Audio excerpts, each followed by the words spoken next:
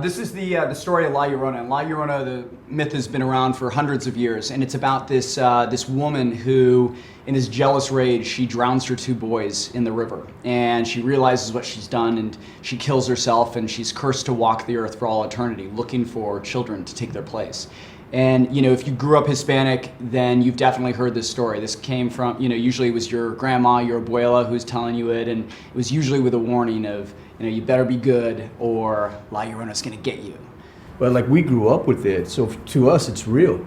And when to be able to be involved in a film, to have so many other people, all of a sudden have this awareness of this monster that we grew up with. It's like finding Bigfoot. Yeah. You're actually gonna see it now. And also, you feel a tremendous amount of responsibility to not let your culture down, because, and this is what Mike and the studio and everybody, the script itself is so great, because it really does an homage to who La Llorona is in a very, very respectful way. I think it also plays into the whole sort of Conjuring universe that we're sort of orbiting, right? Exactly. They kind of do they're a little bit... There might perhaps be a maybe Conjuring tie-in. The majority of the crew is convinced that the house is haunted, and I'm pretty sure of that. I went in a total skeptic to all of this, and I am a convert. There was enough strange occurrences. I came in a total believer about supernatural when we did the film. I mean, I wore the bracelets. This is to protect you against negativity, and I was wearing it in the film when we were shooting. And in a specific scene where I'm battling the monster, and I had my hand up, and my character's an ex-priest who's now a curandero, which is like a Mexican shaman, and he's battling her with his spirituality. The bracelet exploded off my hand. I wasn't touching anything, it exploded off my hand, and several of the beads split completely in half. Now, I took the beads and I tried to break them. I could not break them on the cement. We were on a wood floor inside the house. I went out on the cement and tried to break them. I couldn't break them.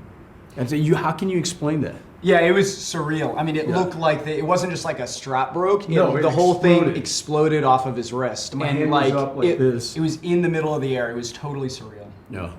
And a cold chill just came through the house. I mean, bone where the hair on your arms would stand up. And you just felt this, you felt an energy. And it's not that one person feeling it. Right. I mean... And we didn't have air conditioning. Yeah. It was a low budget movie. It should be known. We were cooking in that house, and so any airflow, it was the strangest thing. You notice it. And I mean, not just a cool breeze or you felt like a wind blow through the house. It was like Arctic air, like a blast of like being in Cleveland in the wintertime.